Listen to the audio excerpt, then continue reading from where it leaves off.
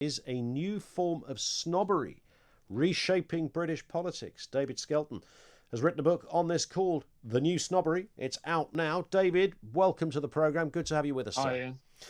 Very good to be here. So listen, this was a book waiting to happen, right? I mean, we talk about this stuff regularly on the programme, and certainly, for years people said to the working classes, get involved in politics, come on, get involved, mobilise your right to vote, do what you have to do. And then, of course, in 2016, they went, yeah, okay, I'll do that, I'll do what you want. And then the establishment didn't much like the result.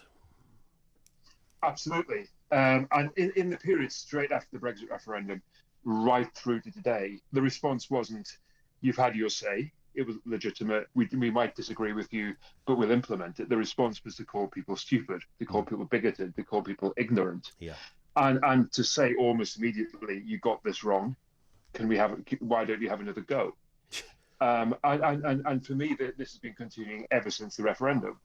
And I think it's very different to the old snobbery where people say you should say loo or toilet or napkin or serviette, because I think it's more socially acceptable now, this new form of snobbery. And it also doubts people's ability to participate in democratic process. So it's almost kind of pre-Reform Act discussion about saying, can working class people get involved in important debates?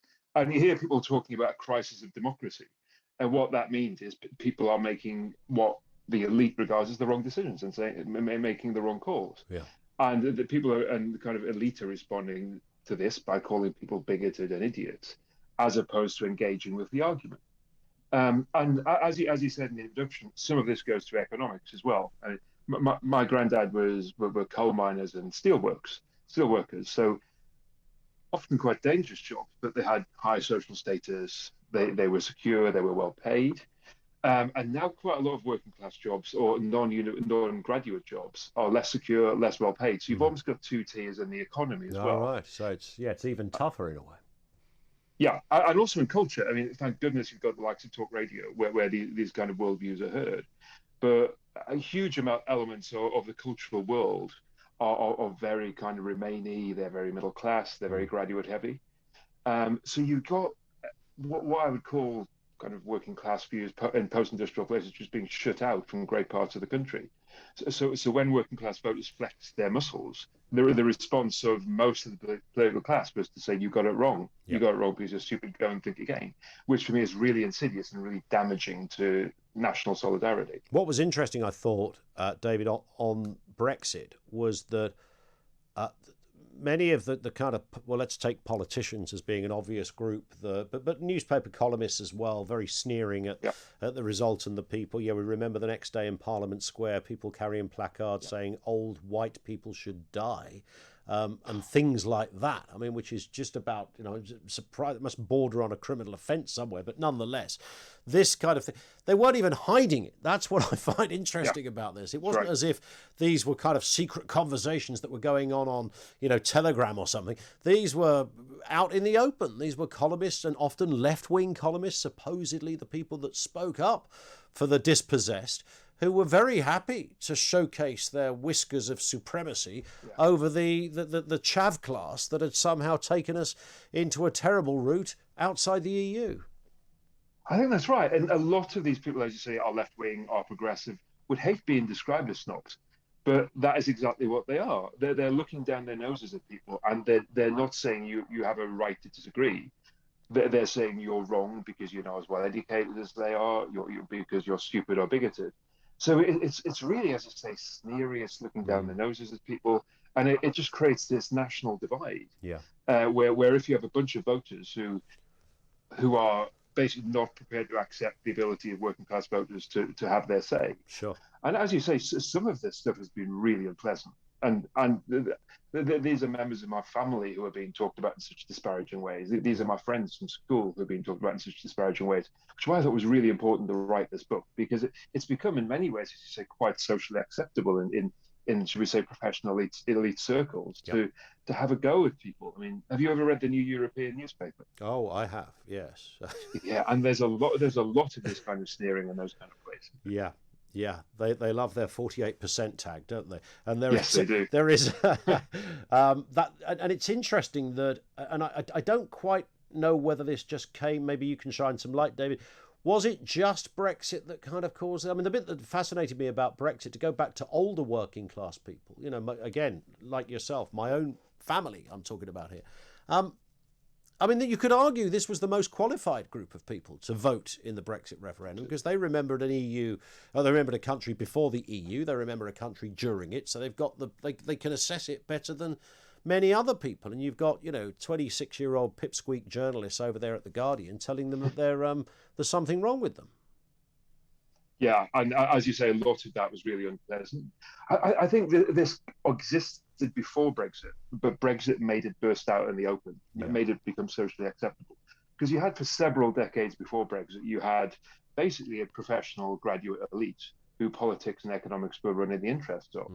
And this is the first time when the advice they gave was disregarded, and this is the first time working class voters, older voters, disregarded that advice and really flexed their muscle and pushed the direction of the country in a different direction to that which the professional classes wanted. Yeah. So therefore, they could have responded by saying, "You've had your say, we'll implement this," but they responded instead by saying, "You're wrong, you're stupid, why don't you think again?" Yeah. Which is why you had 2019, when Labour pushed for a second referendum, the red wall, as you say, was pushed over, because people were like, "How dare you call us stupid? How dare you not implement the decision we made?" Yeah.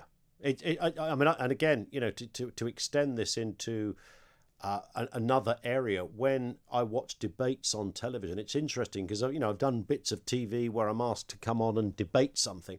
I've never been asked to come on and debate class, despite being from a working class background and one of the few people in this industry from a working class background. And yet, you know, I'll see, I don't know, Owen Jones, Polly Toynbee, a couple of other characters who come from very middle class, Oxbridge educated backgrounds, pitching up on the TV to talk about class. I mean, you'd never get a white person talking about racism in that kind of way. Why do they do that? It's a really good point, and you basically have the left who think they own the language of class, and then they had this massive shock when working class people basically just said, we don't think you speak for us, we want to speak for ourselves. Yeah. Which is what the referendum was about. It is what the 2019 election was about.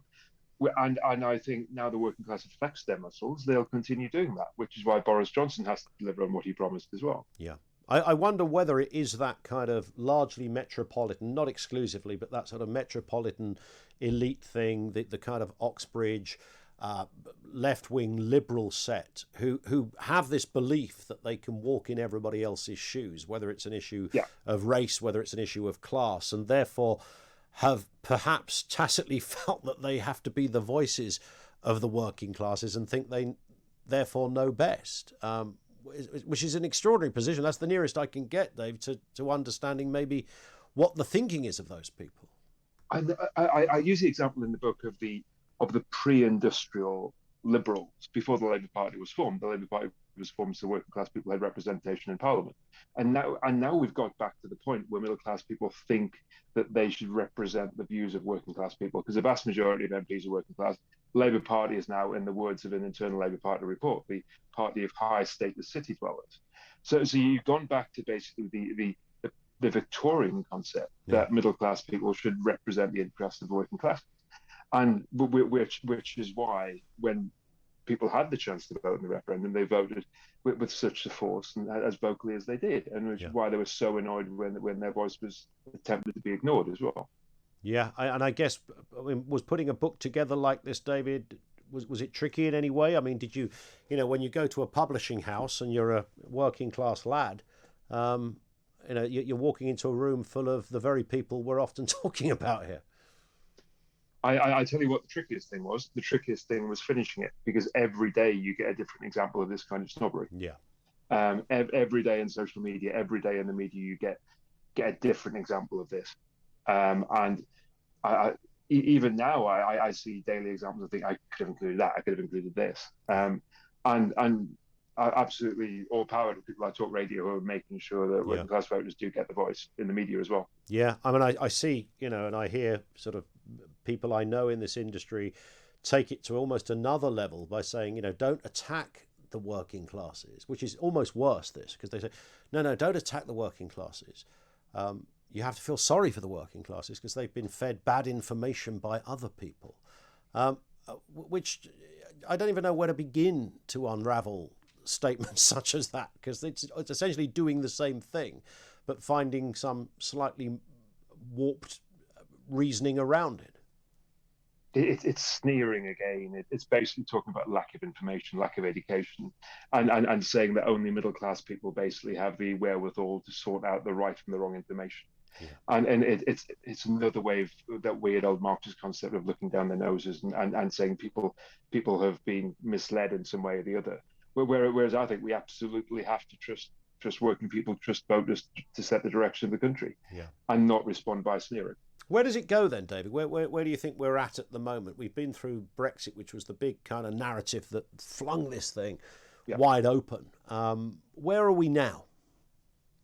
I think you've got Boris with a majority of 80 when he promised, one, to get Brexit done, which is obviously done, as you say, but two, to improve the standard of life for people in post-industrial towns, which have been ignored by all political parties for many decades. So I don't think people in these places expect miracles. I don't think they expect things to change dramatically overnight.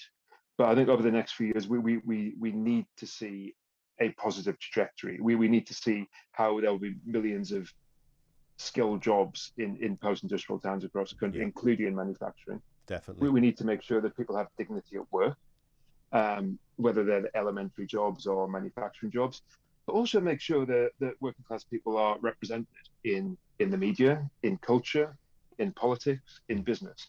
And when we talk about diversity, make sure that also includes class. Yeah. And also make sure that people have power within their communities.